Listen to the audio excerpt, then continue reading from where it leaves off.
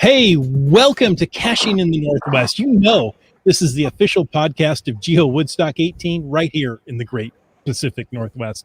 Now, it's Thursday at 9 p.m. Pacific. I'm Chris of the Northwest, and we're here to talk about geocaches and geocachers from all around the globe. So while you're humming your favorite Wayne Newton song, we'll be caching in the Northwest. Oh, it's so hard to pick a favorite one, isn't it? Yeah. Yeah. I was trying to put on my best Herb Tarlek suit for tonight, too, and I didn't get that done. But anyway, it is Thursday night. I'm Wits End, and it's time to bring in our golden gibbon. Some say he is so uncommon that he's immune to the common cold. Others say his shoulders are wider than those on the Coquihalla Highway. All we know is he's called Land Monkey. Nice reference. I like it. Coquihalla Highway. I am looking forward to getting back on the Coquihalla Highway. You know, life is a highway. Yeah. Well, Oh, never mind. That's I'll tell you, haven't seen much of highways in the last year. That's for sure. All right. Hey, you know what? We are speaking of highways and the Coquihalla and where it takes you from the Lower Mainland. We are talking with Marcie from Gold Country Geotourism.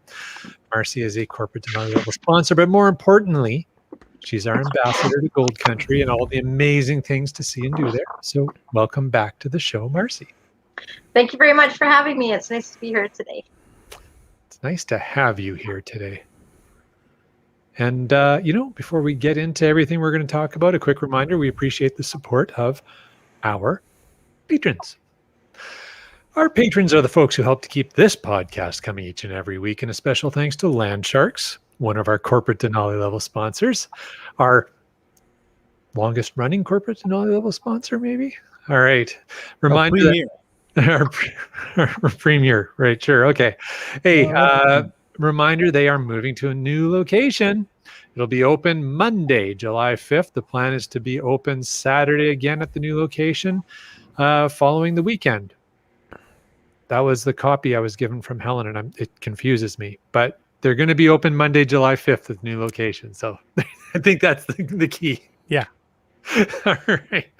And hey, our other corporate Denali level sponsor is Gold Country Geotourism. So instead of me saying what I would say every week, this week we decided we'd just bring Marcie in to say it. Thank you very much. And on behalf of Gold Country and the board of directors and all our communities, I would like to say welcome back to being able to travel into our region. And we're looking forward to seeing everybody as they're safely traveling through BC and into our region.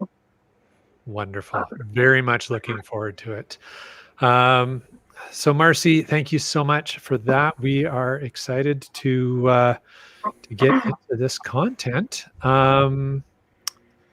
But before we do that, the last thing I'm going to say about sponsorship is a reminder, if you have heard about the Patreon program and you'd like to try and support this podcast in some way, just remind you to go over and click on that Patreon link on the cashingnw.com website. And if you are a patron, Patreon has now updated that you can choose the currency you'd like. So if you happen to be a patron from Canada, you can now contribute in Canadian dollars. Yay. Or can you pay in rupees? Yes.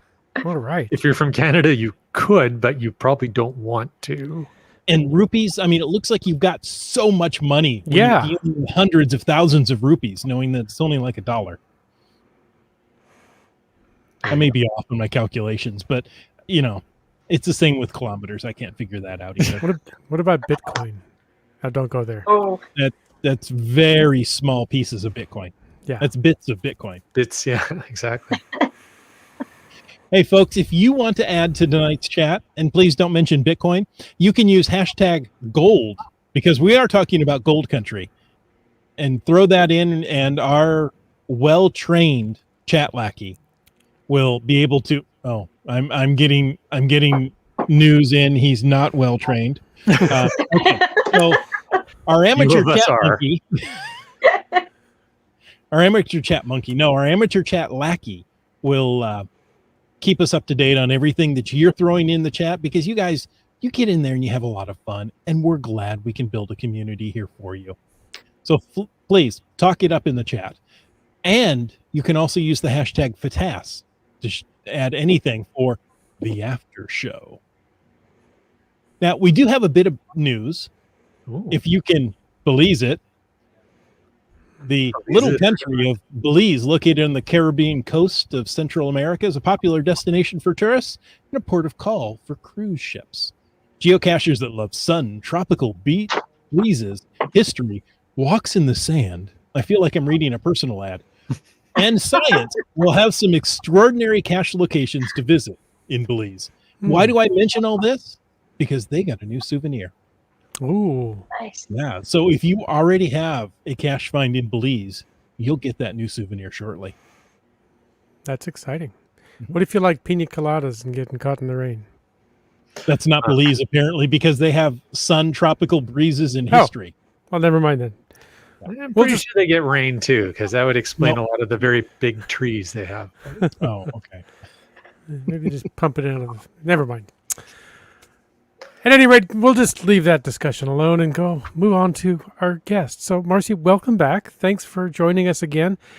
Maybe somebody's joining us as a guest tonight, as in the chat, is listening to the podcast. They don't know anything about you or Gold Country and haven't had that wonderful pleasure. Could you give us a quick rundown on what you do in Gold Country and how you're involved in geocaching in general? All right. Well, thank you very much for that nice introduction. And again, it's very nice to be here. So I'm Marcie Down. I'm the Executive Director of Gold Country Community Society. Gold Country is a nonprofit, and what we do is we help support the communities of our region. And we promote tourism and economic development. And one of the things that we do is the Gold Country Geo Tour. And the Gold Country Geo Tour has been around since 2009. So we're getting up there. Yay. Next year will be our 10th anniversary as well of phase 2 of the Geo Tour. So looking forward to celebrating that and hopefully celebrating it with all you folks. We'll see how things go. So it's in the works. So anyway, what we do have is one of the biggest Geo Tours in North America. And for those that may not be familiar with our geocaches, what makes them so unique is that each geocache that you find has stickers in it. And we also have these, and this is my personal copy, so it's pretty well loved. So you get. Does it cost more to get your hands on that one? Yeah. Yeah, it's It priceless. costs me more because sometimes I lose it and I gotta try to find where did I put that back. But anyway, when you find our geocaches, there's stickers inside, and as I showed earlier, that I have stickers in here that I still need to put into my book before I lose them, like that one. And then you also put them on your sticker sheet. So when you get 24 unique stickers from 24 different caches, you send it in to us. Our mailing address is at the top, and we send you a souvenir golden bar. And that souvenir golden bar is trackable. And of course, we have all kinds of interesting swag in our geocaches as well. So come visit. You do, yeah, absolutely. Well, we'll talk a little later about some of the cool swag you can find in Gold Country Geo Tour caches. I have one of your carabiners that I use for my car keys, so love that. It's very they're handy. There you go. That's the one. Who uses car keys in the past year? Yeah. You do, Jim. Well, I do, yeah, but I mean, you guys. I do as well. I'm not normal. It's get out much. Yeah. All right. But yeah, I mean, as we've mentioned earlier, Gold Country Geo Tour has recently become a new sponsor for the podcast. We couldn't be more thankful for that support. Yes. So thank you to the board. And Marcie, thank you, because you did a lot of work to make that happen. Thank you very much. Oh, you're very welcome. It's our pleasure to do that. It's a great podcast. And you folks have done so much for Gold Country and the Geo Tour and just giving a shout out to us quite a bit. So we just really appreciate that. It's our pleasure. Now, you've given folks a quick rundown on the Geo Tour. I'm going to take a moment for a shameless plug. My latest video is advertising one of the great locations that you can get to, and there's so many, and they're so diverse, the locations on the Gold Country Geo Tour. So it's, I guess I'm going to throw in my opinion on this just quickly here.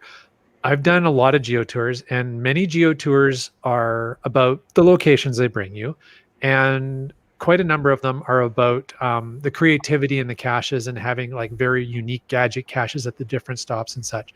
Gold Country, you're not going to get the gadget caches per se, but you are going to be brought to some locations that are going to blow your mind. And I think that's, to me, is the real beauty of the Gold Country Geo Tour, is the work that went into selecting the locations. And then you shared the book earlier, and I think a lot of people overlook the book. If people can get their hands on the book, I really recommend doing that, because it's just worth reading on its own. The backstories that were collected for all the different locations are just phenomenal. There you go. Yeah, a great photo for every location and a backstory explaining its significance, whether it's historical or geological or whatever. So, Marcie, where can people get their hands on the books? So currently, those books are free, and they used to be $17 each. But with everything that's happened with the floods and fires, and now with COVID, the decision was made to just give these books away. So they are at the local coffee shops, tea shops in Gold Country. They're also at the visitor centers and at the museums, and at some of the municipalities as well. And if you can't get a hold of one, give us a call and we can ship it out to you. We do have to charge for shipping though, but the book is free. So there you go. That answers yeah, we have a question from Limax. Is it possible for someone in the lower 48 to get one of these printed gold? Yeah, again, you can email me at goldcountry@telus.net. I will need your address. We'll invoice you for the cost of shipping, and we can mail those out to you. Also, if you go onto our website, those pages are downloadable on the website as well. But it's always really nice to have the colorful book. Yeah. Absolutely. We have email into the chat there. Perfect. Sure. Thank you, Chris. Hey, Chris, we had one other question from Limax. Do we want to maybe just grab that one right now before we move on? Well, I would love to if I could find it. All right. Well, while you're looking for it, I'll read it out. And Doug was asking if we're traveling for a certain event in 2022, and he's probably talking about GeoWoodstock in Abbotsford. He wants to know, how much of Gold Country could we expect to be able to explore? That's a pretty big question to unpack, but maybe Marcie, you can just give us a sense of how long it takes to get from Abbotsford into the edge of Gold. Yeah, so you're looking at the closest community to Abbotsford it starts off at Kanaka Bar, and there's a Gold Country geocache there. What is that, maybe 2 hours? And then coming up a little further, not even an hour? Yeah. So it's not that far. So because our region is so big, it goes right down past Lytton to Kanaka Bar into the Fraser Canyon there.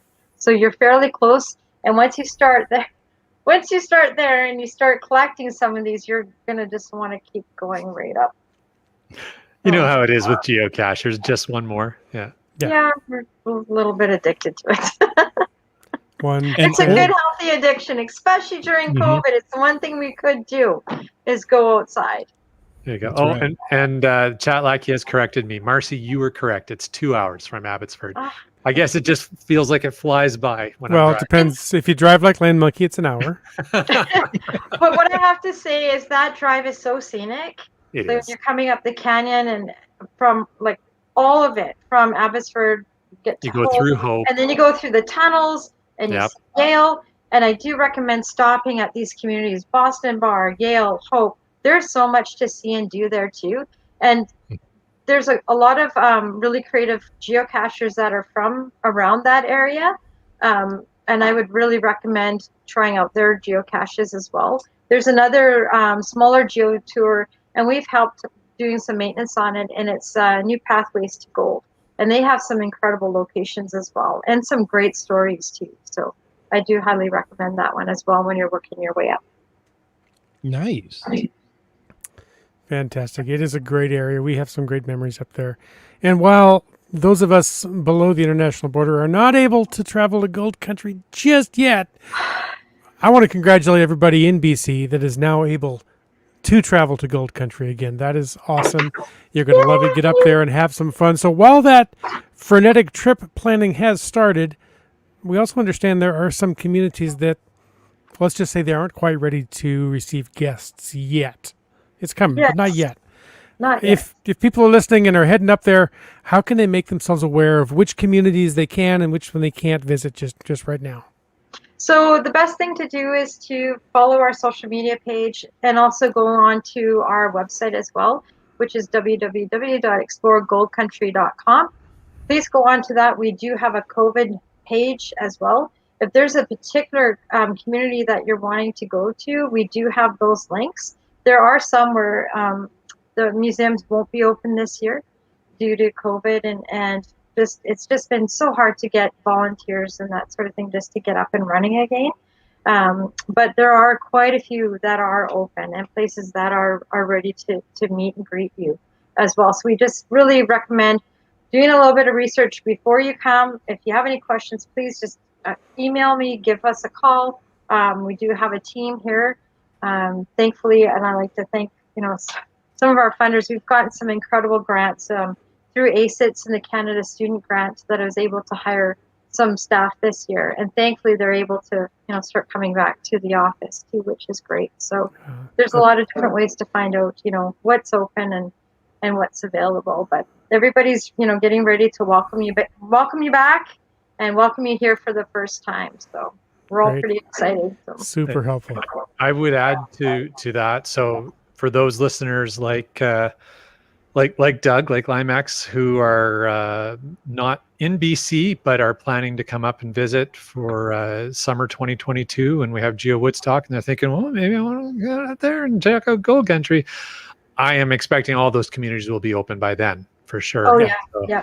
you'll be able to get to any of the great diversity of places. Mm-hmm. Absolutely. Yeah, and do take the time, like when you're thinking about, like, that's a year away. Look how fast this year came, from 2020 to 2021. It came pretty quick. And we know 2022 will all of a sudden be here. And we're hoping to have an event in August as well. So, there'll be extra incentive to come up here. So at this time, if you can't come across the border, it's a great time to just start checking out the websites and start planning ahead. We're going to have our new visitor guide up. It'll be digital format this summer. And our website is being totally redone as well. So there'll be a lot of current information and some really cool things to check out while you're waiting to come up. Nice. You're very busy. Wow. I have been very busy. The hardest working woman in Gold Country. Right. There's quite a few of us. It's been an incredible journey, and there's been a lot of setbacks, right? Like due to COVID and other things, we're like on pause with our social media and our marketing, but still, wanting to get the message out and, doing what we can do. And on a personal note, my family, which is basically my daughter and I, we one of our dogs, well, not one of our dog passed away in November. So we're like, that was our reason for going out. She was our geo dog and all that sort of thing. So like many other people, we decided to get another puppy. Try and find one. Oh, like my daughter had to do a lot of research. It's not like you can just go to the SPCA anymore. You really have to do your research to get on the list and all that sort of thing. So we did get a puppy, and she's getting quite good at geocaching. She's been, because of her, I've gone to some very incredible areas. And she loves to hike with me and is just, right in the thick of things. So discovered some new areas of Gold Country that I didn't know about. It's pretty incredible. So looking forward to showing all that new imagery coming up here. Nice. Now, I've heard stories that if you have a new puppy, you feed them from an ammo can. And then when you're out geocaching, they're going to find those ammo cans right away. I'm going to have to do that. That's one way to secure her food. Or actually everything else that we own. Yeah. You gotta love them. No, they're so practical. Now, Marcie, I've done a few. It just seems like, so very few of all these wonderful Gold Country geocaches. And while you're doing it, there are some beautiful trails to explore. Are there any tools or references to help somebody like me who's planning to travel to Gold Country, that I should look at and be able to explore these trails and get some more information on their visit?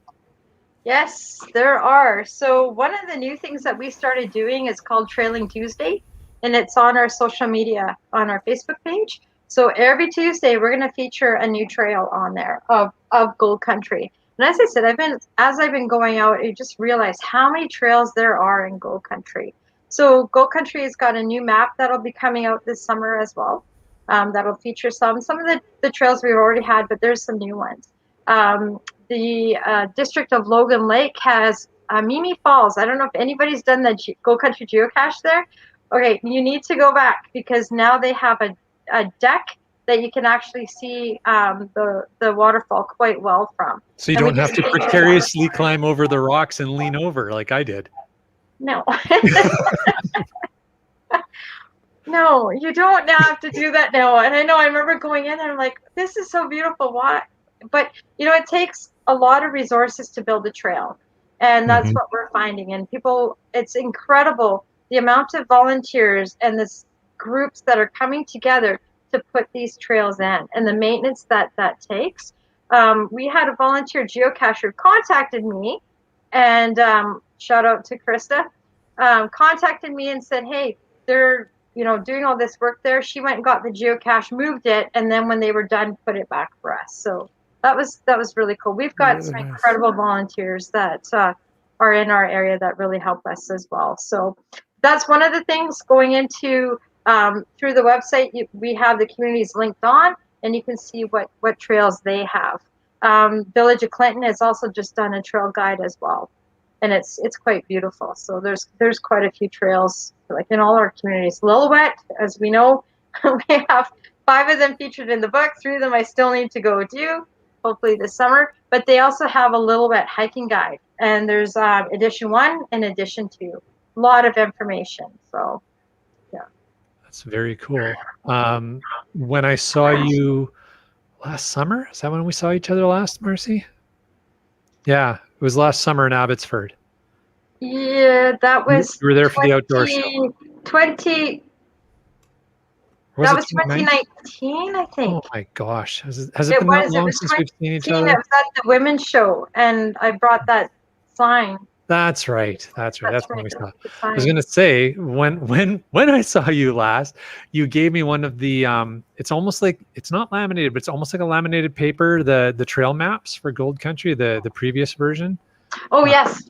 Yes. Love that. That is a really handy resource to have. So it sounds like you're saying that there's a newer version of those coming out.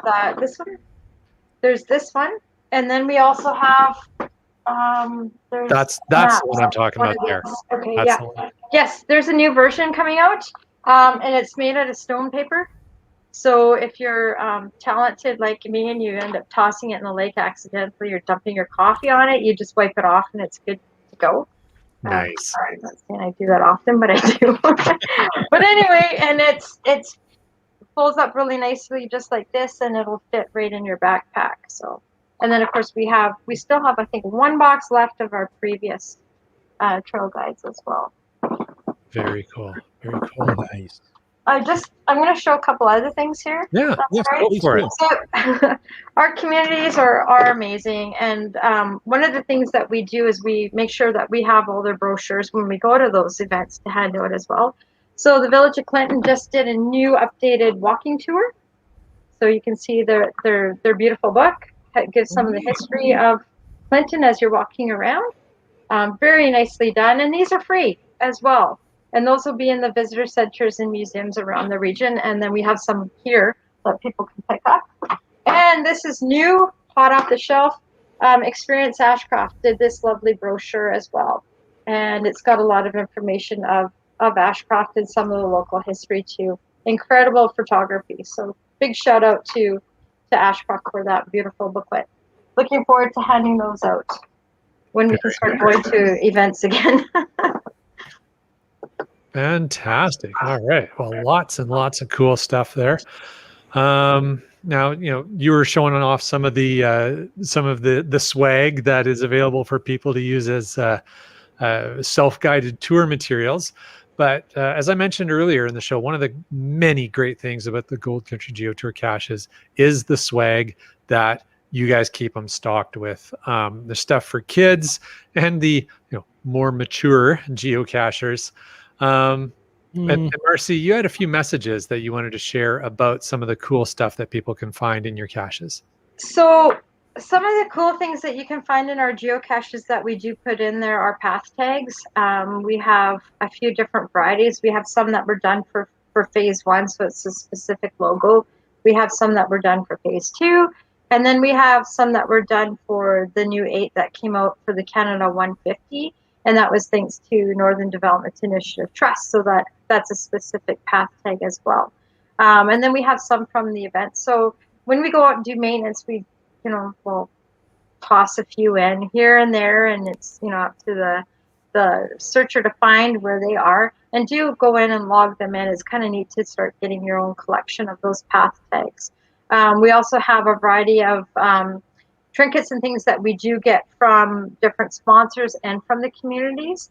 Last year we got some, and I think I talked about that before, the invasive species gave us for they're brushes with picks, so like a hoof pick for horses on the trail, but that's for cleaning your hiking boots, getting those invasive weed seeds off. So it's something to think about when you're out doing all these trails. And we talked about that before with your gators, right? That, we also have, like that I showed in that picture there. That's that prickly pear cactus. And look at how beautiful that is. That is so beautiful. But we all know that those cactus stick to everything. Keats featured that in his video too, and wearing running shoes or something, and it's like, oh, hiking boots.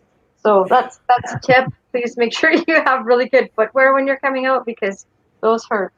But anyway, we throw those hoof picks in there as well. And one of the other cool things that we recently got from the District of Logan Lake was hand sanitizer. Little shots of those, so that can go in there. Some things to please do not put in geocaches: candy, scented candles. Some of our areas, we have bears, and we have really big bears, like up in Lillooet. And one of our containers, I was going to say geocaches, but no, it was a container, went missing because somebody put something fragrant in it. We believe that's what happened. And I mean, you can see the evidence, and it was gone. So we just really want to be careful what's going in there. No packages of seeds or anything like that, of course. So things that'll stay dry. That was one of the comments that was made in another video that I watched, and it's very dry here, and sometimes our containers are cracked. That's why we go with the ammo cans or those other large things that we use, because they can withstand that heat. So when you're thinking about what you're going to put in there, we need to kind of think about those kind of things. And the one thing, I found 3 of them now, and please don't put them in our geocaches, are shotgun shells, like they've been fired, or bullet casings, that sort of thing. Not really a cool item to put in there, so please refrain from doing anything like that. It's best just to put nothing in there and just sign your name and thank you, and that's good. Because when you pick up those things, it's a little startling. Yeah. So, Fair enough. Yeah. That's some great advice. There's a few thoughts from different people in the chat about the whole hoof pick idea. Catherine saying she never thought of using her hoof pick that way to clean her boots, and it's a great suggestion. I was going to ask if maybe you can put a few vacuum cleaners in there to get some of those seeds off of like a shop vac to get the seeds off of your. Of those seeds just stick to your clothes. I had a pair of stretchy pants, and I should not have worn them geocaching. Actually, we were geocaching, but we stopped at this really cool view to take some pictures, and I was absolutely covered in those little tiny burrs. Yeah. And because those pants were given to me, I just, they got put inside out and tossed, because I am not spending 2 hours picking those things off. I got other things to do. Maybe so be careful where you go. Maybe lint rollers in the geocaches. Oh, the containers there might help. So one of the things with the lint rollers, and this is the thing, we know there's wood ticks up here too, and I've seen videos of that where they've used the lint rollers to get those wood ticks off. So again, I think I've mentioned that before. Those are the travel bugs that you don't want. Yeah. You want to kind of leave them. Exactly. I have a story about that actually. So I recently did some maintenance in Savannah. Oh, not so recently, it was a little bit ago. And then I had to make a little journey, and I went on that little journey, and it was actually to see my grandson. I went to see my grandson, and I was like, something is in my hair, and I thought, well, he was touching my hair, and he had stuff on his hands. Maybe it's like icing or dough or bun, or because he goes, bun. And I thought, well, maybe it's part of his bun. Oh no, I brought a wood tick from Savannah. I disposed of it. So just got to watch not only those invasive species seeds, but those little invasive species bugs. Little hitchhiker. Oh, yeah. Yeah. Like you said, not the kind of travel bugs. Do you know how Yeah, hard it is no. when you find it, you drop it, and then you still have to drive on a 4-lane highway trying to find a safe place to pull off without freaking out. Thankfully, I'm pretty calm in those sort of things. It's a good skill to have. Yeah. Then, I would have stopped and, okay, I'm taking off all my clothes. And is there another? Oh, I was like, Right. call it the wood tick shake, and you do Yeah. that. And now we have this black dog with thick hair. Well, that was a good decision. Yeah. Well, we have had some good memories up there finding caches, but we understand you also have a story about things that you found while out caching. Can you share some stories there? So this is an interesting little story. So recently, Frank and I went for doing some geocaching in one of our communities, and I wanted to take them to this cool spot that I heard about because there's a potential story there, and it's a very interesting little place. That's all I'm gonna say. So stay tuned for more. But anyway, as we're walking around, there's like a rock bluff, and it's a beautiful view, and you see the Thompson River. So I'll just give you that clue. You see the Thompson River, and it's beautiful. And there's a container there. And of course, what are we thinking? Oh, it's a geocache. And I thought, I don't recall there being a geocache. So I quickly get the app, and I'm looking, and of course, we couldn't really connect because we're very rural. And he picks it up, and he opens it up, and I'm like, I don't think that's a geocache. And it wasn't. It was somebody. And, so it's like, okay, just close that and put it back and place it where it was. And I mean, it was a beautiful, respectful thing for this person because obviously they worked on the railway and they could see the railway from there. So it was really nice. But I just quickly said, wherever you are, we're sorry. Please stay here. Do not follow us home. So that's one of the more interesting things that we found geocaching. And That's Wow. different. yeah, it was different. All right. So I was like, okay. Be careful. It took me a moment or two to figure out what you were describing what I that was had talking happened about? there. I figured it out. Ashes to ashes. Yeah. There you go. Yeah, good thing they're not going to be walking behind you anymore, so they won't follow you anywhere. Oh, yeah. Oh. It was an interesting trip. But it was one of those, you take a moment to think about that person and their family and everything and make sure that everything was respectful. We found there was a little plaque that was there that had fallen down, so we put that back as well, and then we just kind of okay, we make sure if I hide anything, it's far away from that area. Yeah. Exactly. I mean, obvious. I don't know if that was their last wishes, but somebody thought that was nice for them. So. Oh, it's a beautiful spot for sure. Yeah. Now, Marcie, you do so much work putting out all these wonderful brochures that you just showed us. I don't know if everybody knows that you also have a newsletter. We do. So we now have a monthly newsletter that we send out, and it's called Go Country Highlights. And if you want to be a part of that, please send us your email address, and we'll add you into that. So in that, we just let you know what's coming up, what events are coming up, past social media you might have missed, and then we have the Trailing Tuesday on there and any other highlights that are coming up, and also letting people know what's happening and what to watch out for. Like, right now we're getting into, as I just said earlier, we have a wildfire in Linton. So we're getting into wildfire season again. We just kind of made it through, thankfully. Flooding.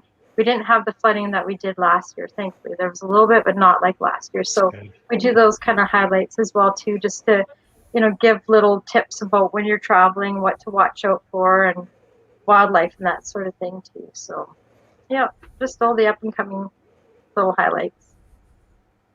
Very cool. We have a question from Keats. I'm going to just hold on to that for a little bit, that particular one, because I think you have some thoughts around that, Marcie. But I think we've already covered this. The next question, I don't know why I have this question here twice, but I was asking about planning which communities you can access. But you know what? Let me turn that question on its head, because we've already answered that one. Mm-hmm. But if people are thinking, so Limax was talking about coming up. Lots of the folks up here are talking about, okay, we're coming now.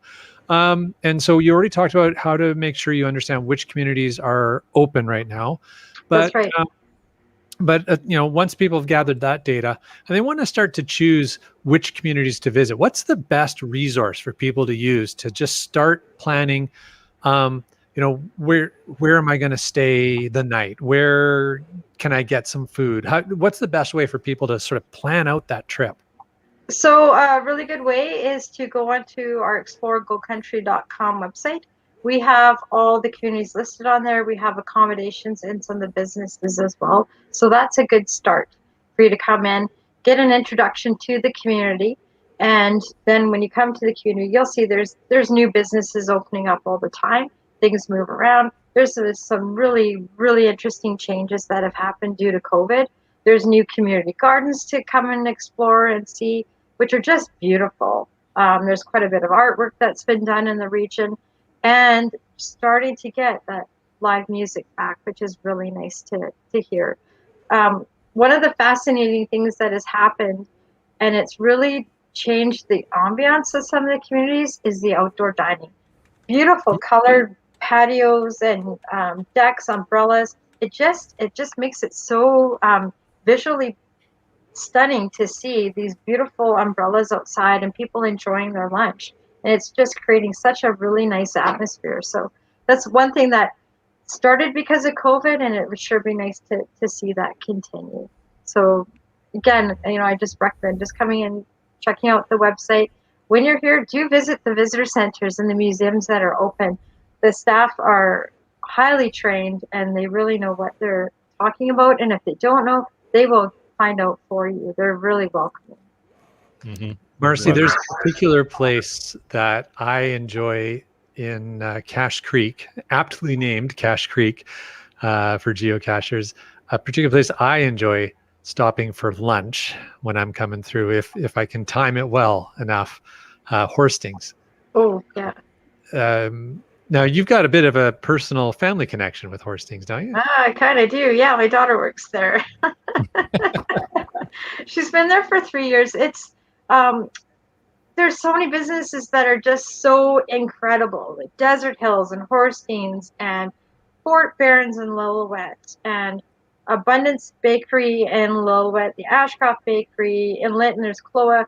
There's so many, like Suncatcher in Lytton, that are just so unique, one of a kind, and they just give you such amazing service.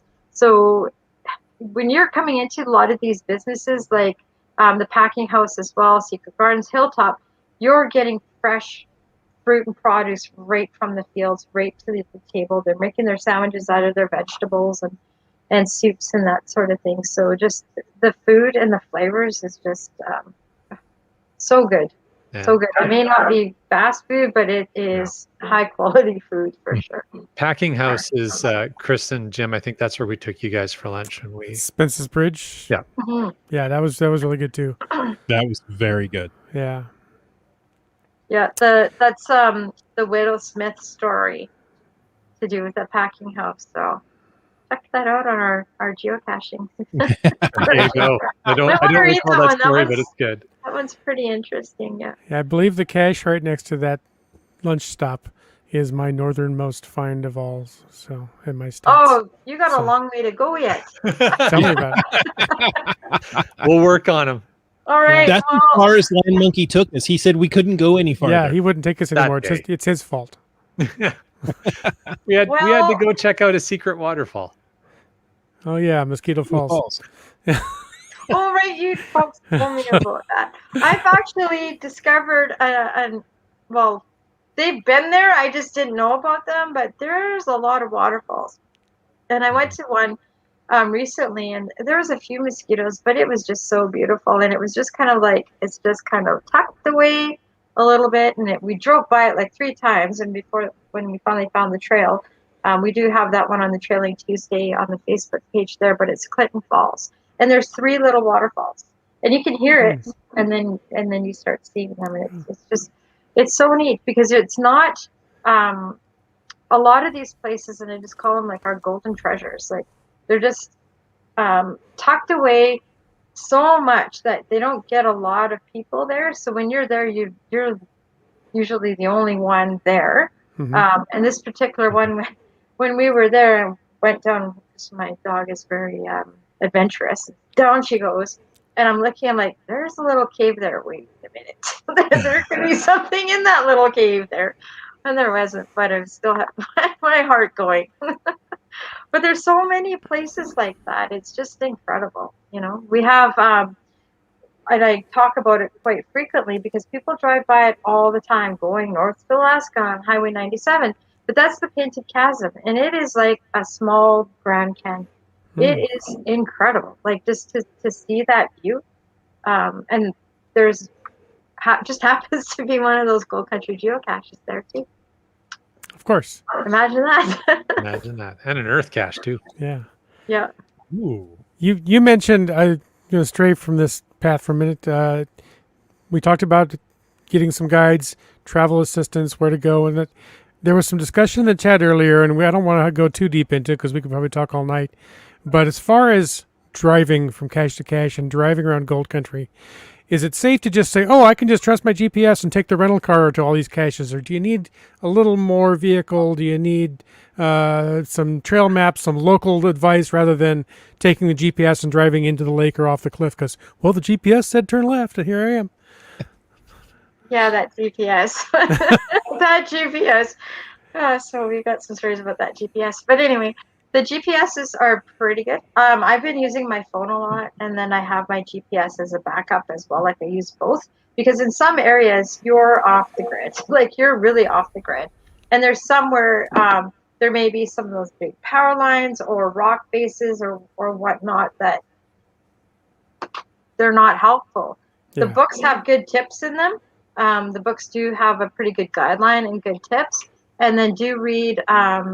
Go in and read the details as well when you're logging what other people have said. Sometimes, so for example, Marble Canyon, there was one heck of a forest fire in there, and a lot of trees have come down, and it's changed. Like it's changed since they first had that geocache before my time, and I've gone in there to do maintenance a few times, and the landscape is different. I know where that geocache is, and I still have a struggle to find it. And the last time I went in there was a couple of trees down. So you really got to monkey your way, so to speak, in there. But anyway, do read up on where you're going, especially, for example, Lillooet. If you're going to take some of those trails, some of those roads are dippy. There's cliffs. Some of them you may need a 4-wheel drive. There are like water bars, like the deep ditches, that sort of thing. I just laughed when you said they're dippy. It just sounds so subtle. It's like, oh, there's some dips. Dips, it's just like yeah. So another little sidebar story here. I recently bought a new car, and I got an all-wheel drive, and I'm really happy with it. And I already have. I got it in February, and I went to get some asparagus because I have a secret spot that I go to.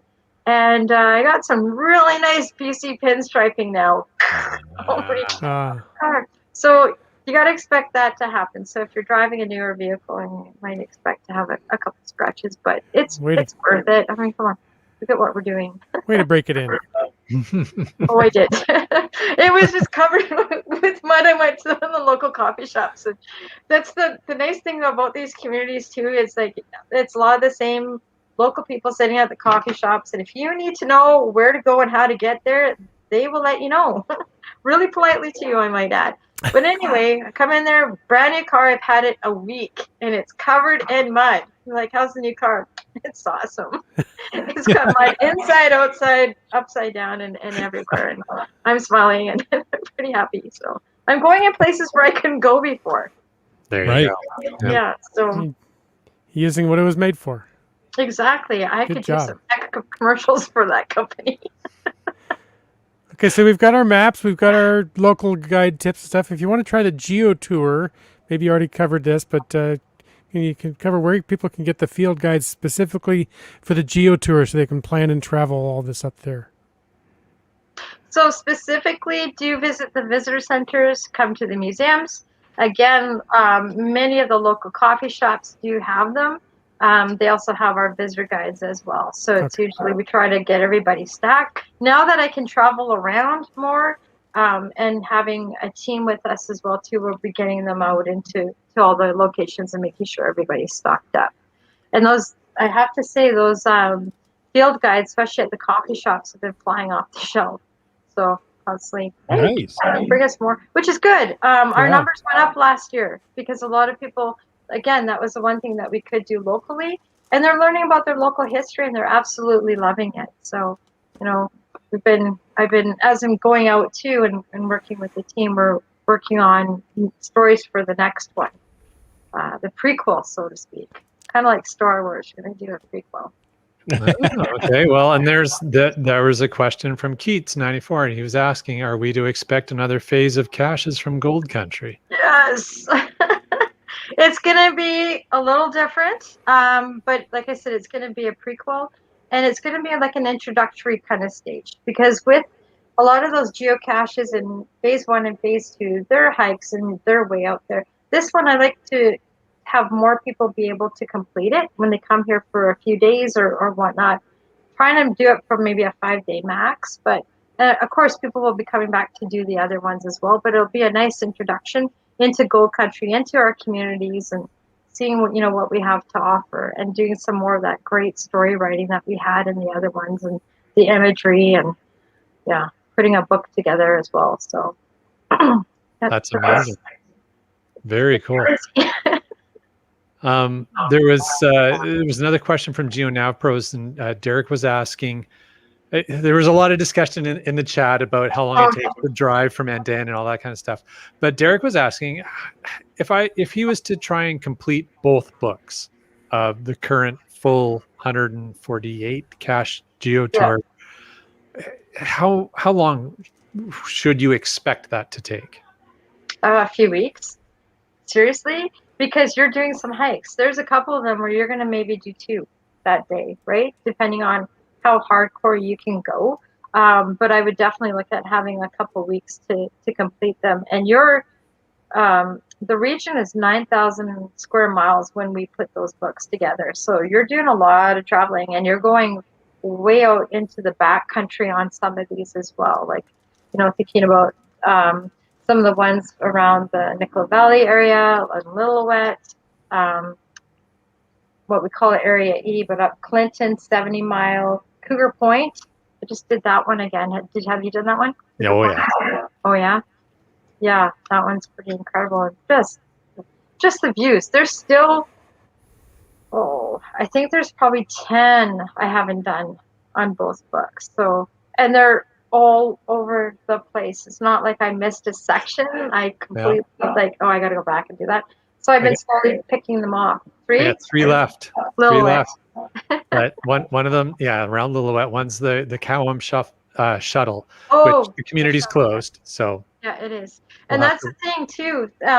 Please go on to geocaching.com. Like, I know you have the books and whatnot, but take a look, because we've had to disable some of them. There's the Stein Valley in Linton is not open, and Cowham shuttle is not open at this point too. So some of these caches, you're going into our indigenous communities, And of course, because of COVID, things were shut down. So things are starting to slowly open up right now, but it's reaching out and finding out before you go. Know before you go. Whether they're open or not. So. That's right. And there's a couple like Arrowstone. Arrowstone got archived due to. Thank you, Brian. He put up the 8 disabled ones, and yeah, those ones. There's a couple I need to do maintenance on, and some of them we have to wait until they're open again. And a couple have been archived, and one of them is Arrowstone. There was a wildfire through there, and I went to, and a couple floods. I went to put that geocache back, and I can't even find the road. It's gone. Oh, So wow. yeah, that Amazing. one's not going to happen. So there's been some changes. So do look up before you go. Marcie, you teased a little bit earlier about events might be coming back, and Dora Moore in the chat said her first 2 trips to Gold Country were for those big caching events that used to be held. Yeah. And wondering, are they coming back? They're coming back. I'm really wanting to work together with the team and our communities and host one for 2022 for sure. I mean, we wanted to do that for 2020, and then of course, like we said, COVID happened, and 2021, same thing. But now, we have to wait and plan for 2022. But we definitely want to do that. I definitely miss seeing everybody. Honestly, a lot of my Facebook friends I met at geocaching events, and it's incredible the community. And when you see people, like we go to an event in Abbotsford, and you run into people that like a certain monkey. It's like but people will come because we say, hey, we're here, and they'll just show up, and it's just amazing. Like even in Calgary.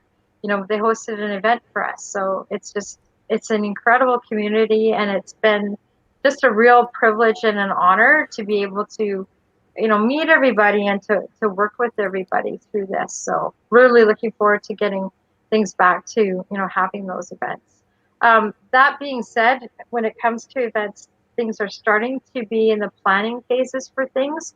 Desert Days and Spence's Bridge did announce that they're looking at having an event into September. So Gold Country will be there with a booth set up as well. So we're really looking forward to the fall and being able to get out there for a few things. We're going to the local farmers markets because they are up and going, and handing out our guides there as well. So our farmers markets are all listed on the website and our events calendar too. So as things start coming back and opening up, we'll be putting things on there. Can I ask, next time you plan some events, you plan them at like Left Field Cider, Fort Barons, Forstines, Desert Hills. Yeah, that would be cool. Yeah, do the tastings along the way. There's a new winery in Lillooet as well that we just found out about. So we'll be putting some information out. We got a new map coming up. That'll be in the visitor guide, and we've got some really cool icons that are going on there, and one of them is going to be waterfalls, another one dog parks, because we do have some dog parks now, and if we have any cider houses or wineries, they'll be on there too, so you'll know when you come where to go. We'll tell you where to go and how to get there. Amazing. Nice. Thank you so much. You're welcome. Oh, Marcie, you gave us so much information. Thank you for coming on tonight. We've got a new segment since you were on last. Oh, okay. And it's called At Last, and that's coming right up. But folks, thank you for taking this episode to listen to Caching in the Northwest. We hope you enjoyed it.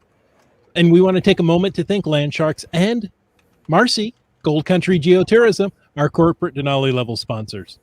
Landsharks is the only outdoor and adventure geocaching store.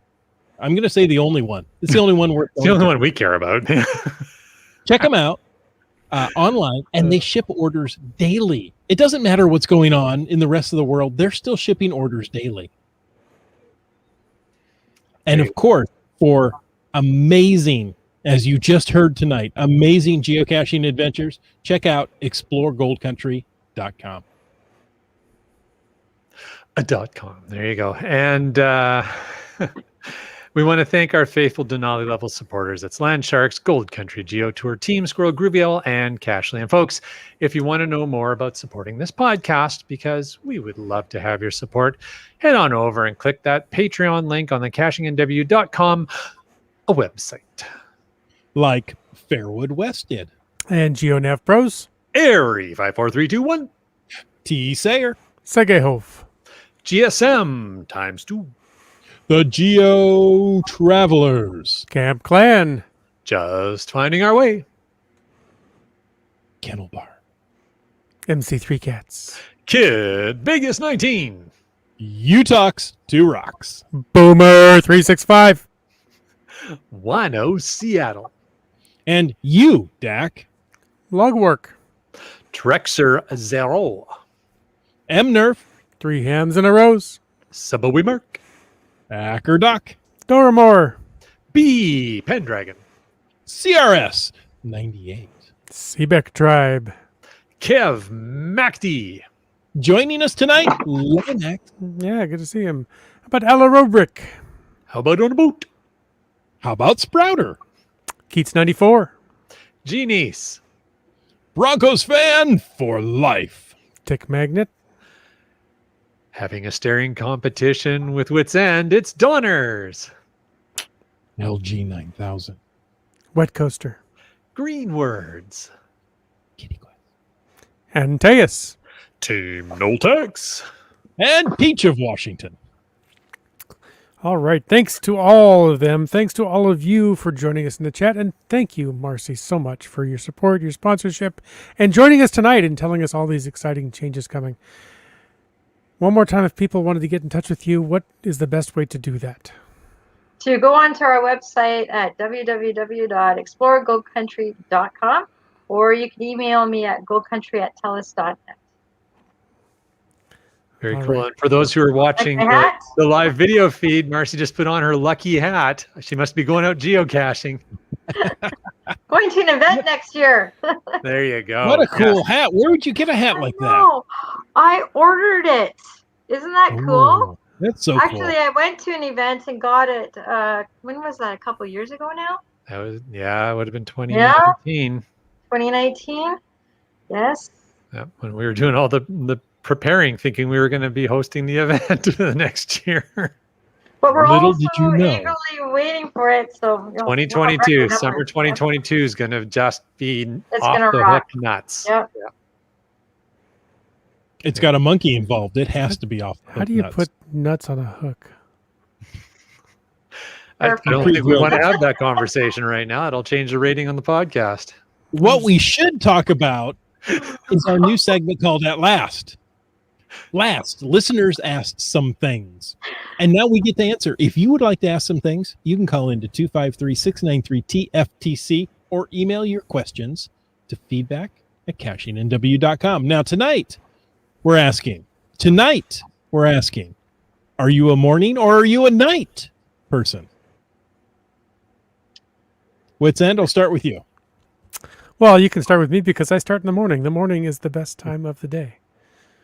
I like to rise early. I like to come up when it's quiet and peaceful and see the sunrise and just enjoy the morning before it gets busy and hectic and noisy. And as a listener at an event recently told me, your podcast is pretty late. I said, I know. Here's a little secret. I set an alarm on my phone for 8:30 Thursday night because sometimes I am so exhausted by 8 o'clock that I'm falling asleep by 8:30. But I wake up to come join you guys.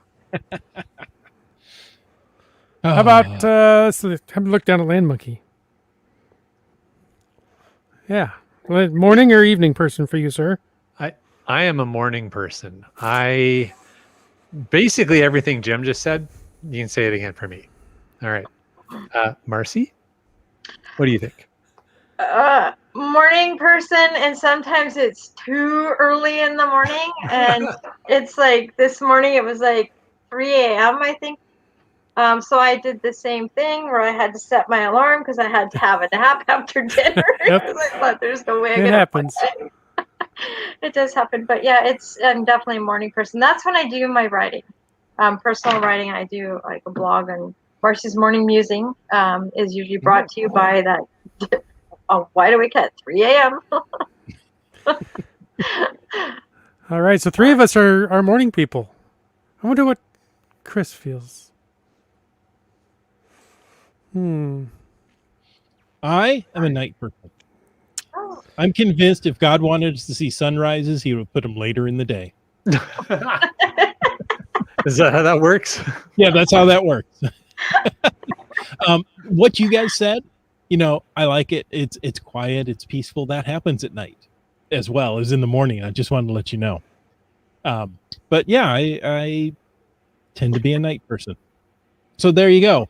And we've got some feedback from our audience. Mm-hmm. Let's see. Donner says the earlier you get up, the more time you have. Oh, yeah. Starcaster says definitely late nights. Limax says I'm usually a morning person, but being on swing shifts for the past month, I have to be a night person. Sometimes I am that by necessity as well. But And the flip side of that would be Gearhead. I'm a Says, night person, but I'm forced to wake up at 5:30. Yes, I hear you, Gearhead. Doramore says in the summer, I'm up most mornings by 6, watering the garden before the rest of the household gets up. yeah, it's a nice time of day. Brian Lang says, I'm ambidextrous when it comes to morning or night. Depends on what's going on. Video games or movies will keep me up late, but a geocaching road trip will get me up early. Nice.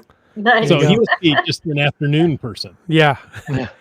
Yeah, it's interesting people's perspective and definitions of that, because there are many times we'll be getting together.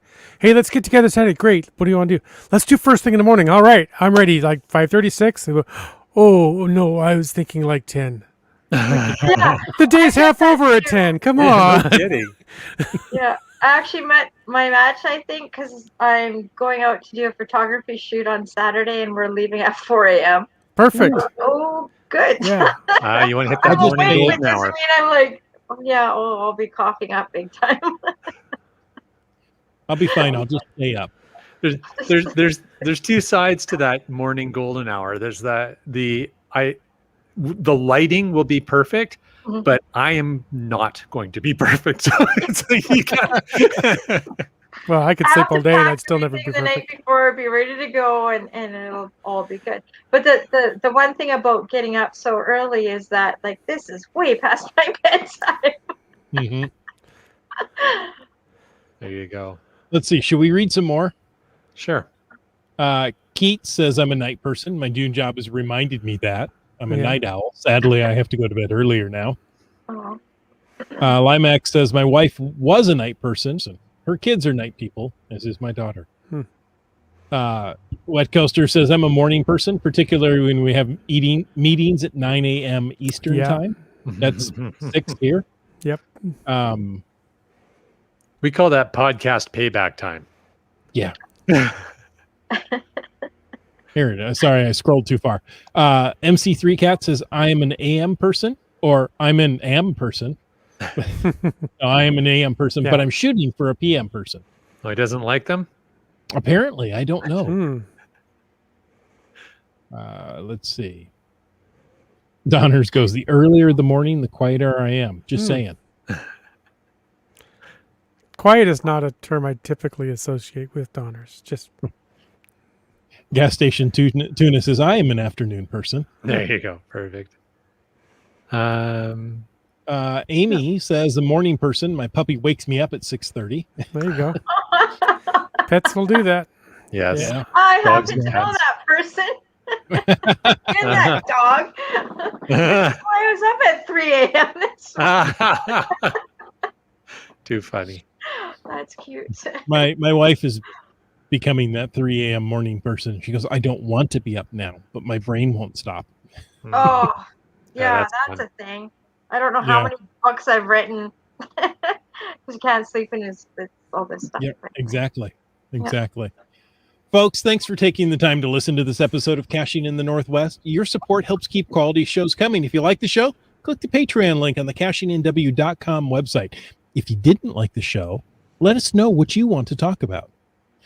In either case, subscribe on iTunes, Google Play, Stitcher, iHeartRadio, Spotify, and more.